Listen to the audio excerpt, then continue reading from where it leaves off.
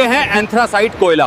ये कोयले की सबसे उच्च श्रेणी है। इसे कठोर कोयला कहते हैं, जिसमें कार्बन की मात्रा 90% से ज्यादा होती है। इसका रंग काला और चमकदार होता है और ये सबसे ज्यादा ऊष्मा देता है। भारत में ये लगभग सिर्फ जम्मू और कश्मीर में ही पाया जाता है।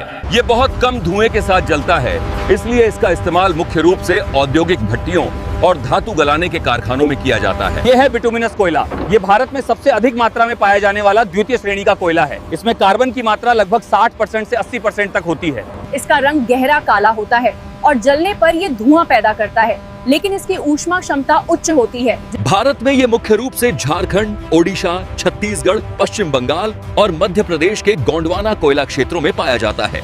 ये है लिग्नाइट कोयला। इसे भूरा कोयला भी कहा जाता है। ये कोयले की तीसरी श्रेणी है, जिसमें कार्बन की मात्रा लगभग 40% से 55% तक होती है। इसमें नमी ज्यादा और ऊष्मा क्षमता कम होती है, लेकिन ये बिजली बनाने में काम आता है, खासकर उन राज्यों में जहां ये प्रचुर मात्रा में पाया जाता है। भारत में ये मुख्य रूप से तमिलनाडु के नेवेली, राजस्थान, गुजरात और जम्मू कश्मीर में पाया जाता है। ये है पीट कोयला।